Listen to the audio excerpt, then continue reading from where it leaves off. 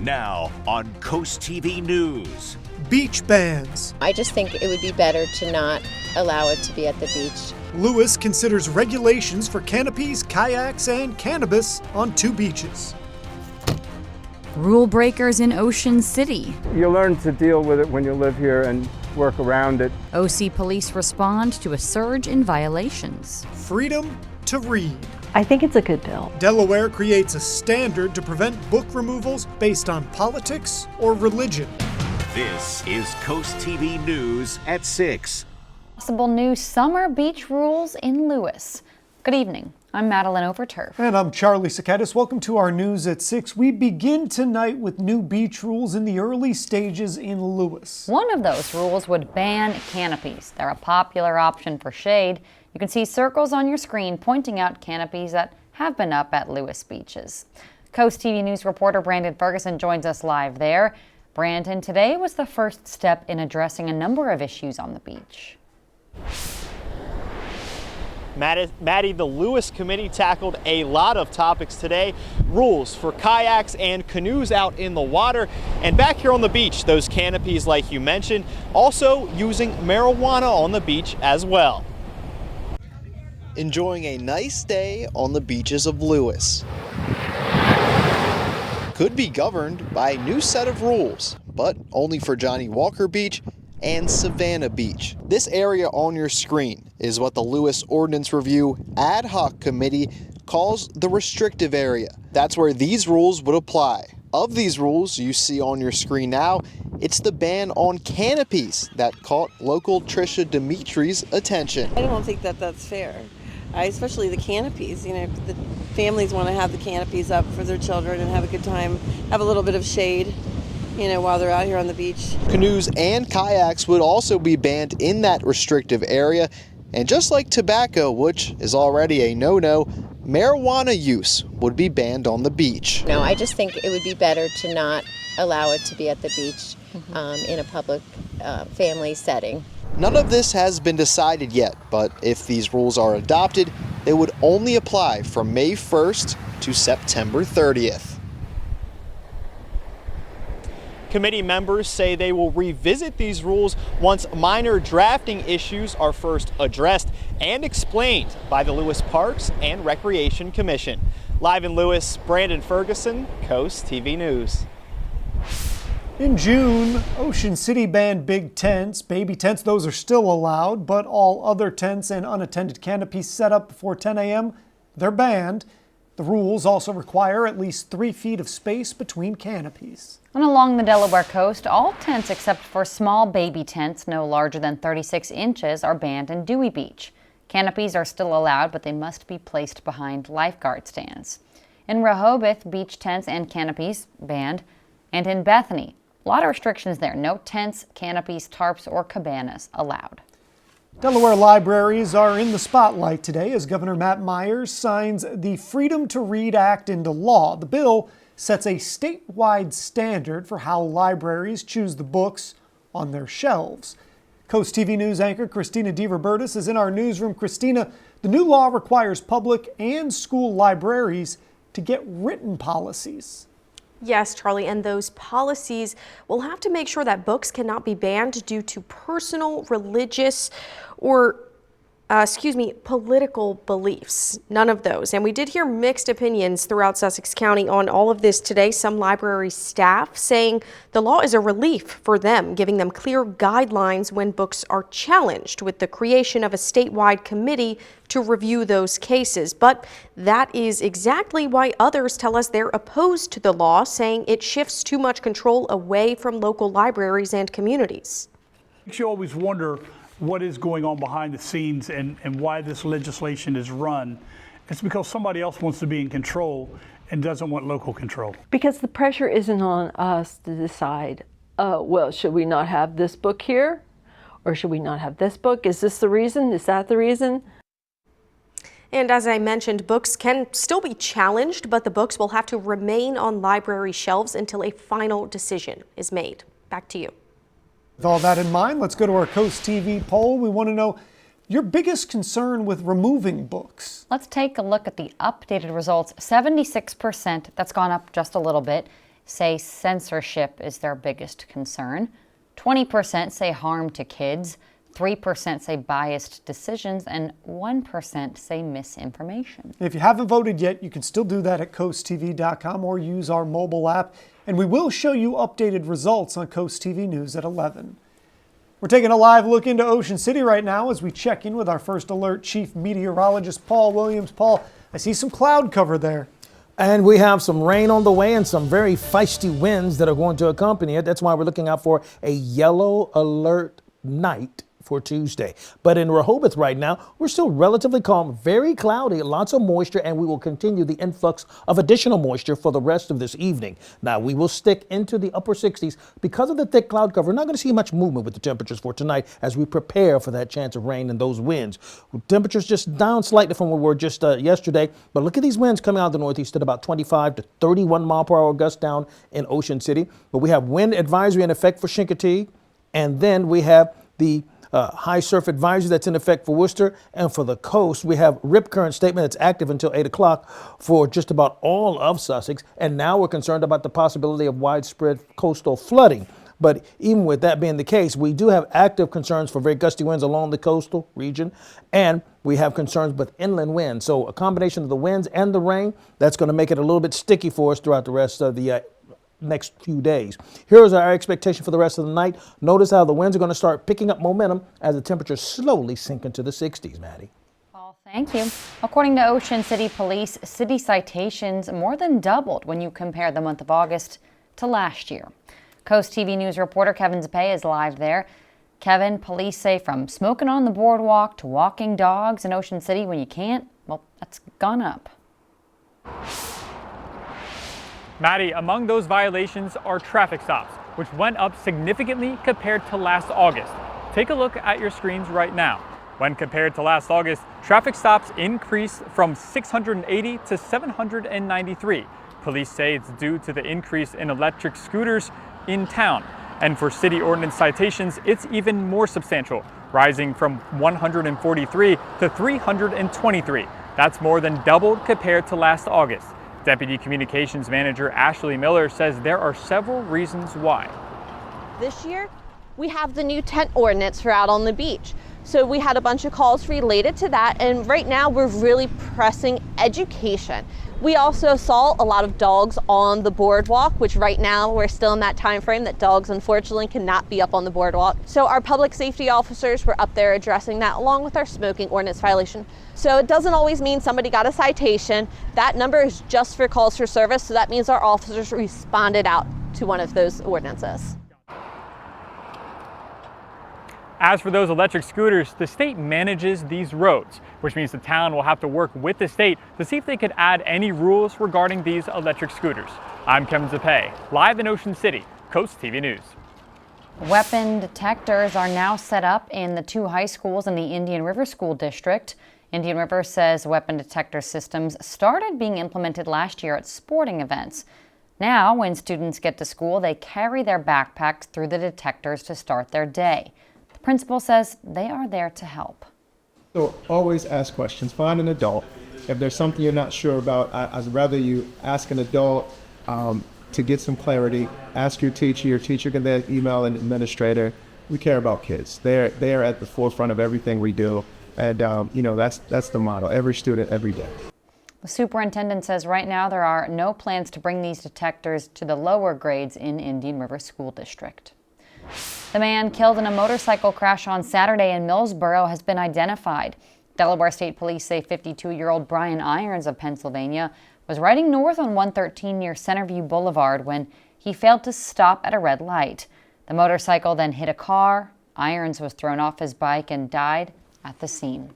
And we have a lot more news to get to this evening. A new preserve for Lewes, the purchase made today, that will protect this forest. And we have some steady showers and very gusty winds for the next several days in a row. I'll pinpoint where and when coming up.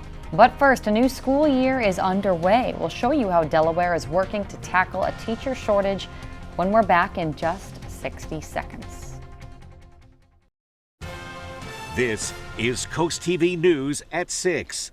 Class is back in session, and a challenge across the nation and here in Delaware is a teacher shortage. CoastTV News reporter Elisa Weber talked with the Delaware Department of Education to learn where schools in Sussex County stand when it comes to filling those teacher vacancies.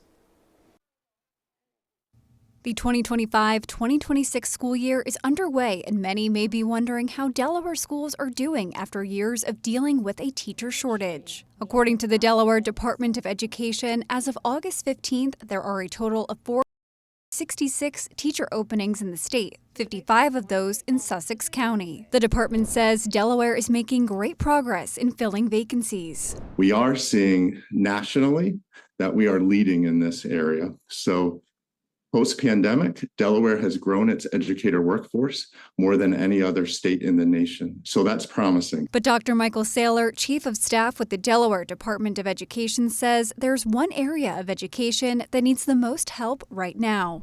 We're seeing the greatest need in high school right now, and it's in the 4 content areas. So our largest shortages right now are in math, science, social studies, and language arts. Dr. Saylor says they're seeing a lot of people from different careers transition into education. The department says it's addressing shortages with programs like teacher residencies and para-to-teacher pathways. Amanda Howard, a kindergarten teacher at Longneck Elementary School, encourages people to consider a job in education because it is so fulfilling. It's just such a good feeling knowing that you are creating the future. You are helping the future professions because you have no idea what these kids are going to turn into as adults. They could be doctors, lawyers. You are creating all of these different professions within one classroom. The Delaware Department of Education says it will follow up this week about the vacancies. When it collected data in August, many positions were still in the interview process or awaiting responses to offers. For CoastTV News, I'm Elisa Weber. Here's a look at your Gulf forecast. We're expecting for it to stay windy and rainy. So I would say, like that movie line, forget about it.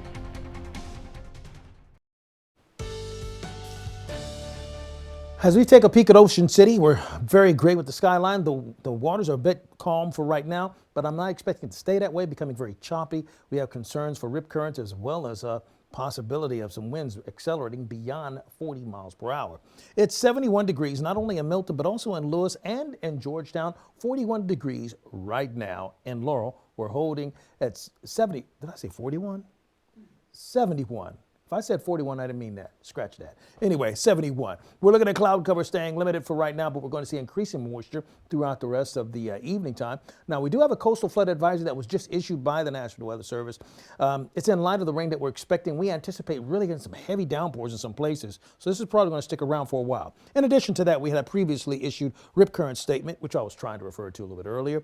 And then in addition to that, from Ocean City all the way down, we have high surf advisory. Once again, a byproduct of the very gusty winds that we're expecting along the coast. And even down in Chincoteague, we have a wind advisory for the inland areas that will stay in effect until Tuesday afternoon. A gale wind warning is a lot more. It's stepping it up more than, let's say, a small craft advisory. When we say gale wind warning, we're talking about 45 to 50 mile per hour wind gusts. And that's for the coast right off of Sussex as well. Now, rain is limited for right now, but the rain is on the way. So let's talk about the wind at first. So we're looking at the winds, the forecast for the winds at 4 o'clock, well, 7 o'clock in the morning. We're looking at 40 mile per hour winds. And then by the time we get into the afternoon, we're looking at 46, possibly 50 mile per hour winds throughout the entire county, okay? Everybody. It's going to be beyond breezy. It's going to be uncomfortable outside. And then we talk about the rain. Now, we pick up a little bit of rain for Tuesday, but really the rain is really going to kick in Wednesday. You see what's happening? By midnight, we have some scattered showers in Salisbury, really heavy downpours with the possibility of thunderstorms by Wednesday morning, 7:30, and then by 10 o'clock, it moves to the north. That being the case, take a look at some of the projections for future rain. For example, near Fenwick Island, I'm expecting some widespread flooding to possibly occur, particularly along Highway 54 from Selbyville to Fenwick Island. And then in addition to that, near Snow Hill is when we're expecting another wave of heavy downpours.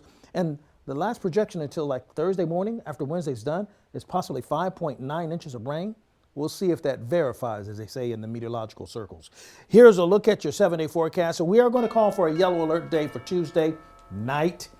We may extend that into Wednesday morning, but Tuesday is mainly because of the winds gusting at 40 miles per hour. And if we indeed add Wednesday, it'll be because that 5.9 possibility inches of rain is coming into fruition. So we'll keep a close eye on that for you. Thank you, Paul. Fall isn't just for football, it's for marching band too. The Delmarva Sports Network is going to cover 6 marching band competitions featuring over a dozen schools from across the peninsula. These competitions will stream exclusively on DSN+. The first one scheduled for Saturday, September 20th. Delmarva Sports Network from the Wawa Studios. Good evening, everyone. Happy Monday. It was certainly an exciting weekend of football, and the best part is, well, we'll get to do it again this week, but not before acknowledging some of the best performances from this past weekend. Both Division I college football teams in the First State made history over the weekend. For Delaware, it picked up its first win over an FBS school as an FBS school, and they did it in exciting fashion, a 44-41 overtime walk-off win over UConn. The win moved the Blue Hens to 2-1, and offensive lineman Stephen Demboski earned Conference USA Offensive Lineman of the Week honors. Thanks to his efforts, the Blue Hens had by far their best rushing game of the season, tallying 247 yards and 5 touchdowns on the ground. Congratulations to him and to UD. Then over in Dover, the Delaware State Hornets did something it hasn't done since 2022. They secured back-to-back wins, taking down Bowie State 36-14. The team is 2-1 for the first time since 2022 as well. It has multiple wins for the first time since 2022.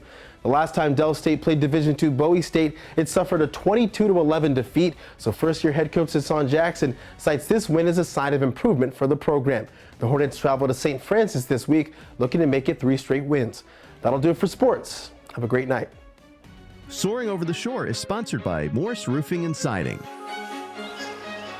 Canopied treetops break up the heart of downtown Lewes. The 4th Street Preserve, 30 acres of open space, is here to stay.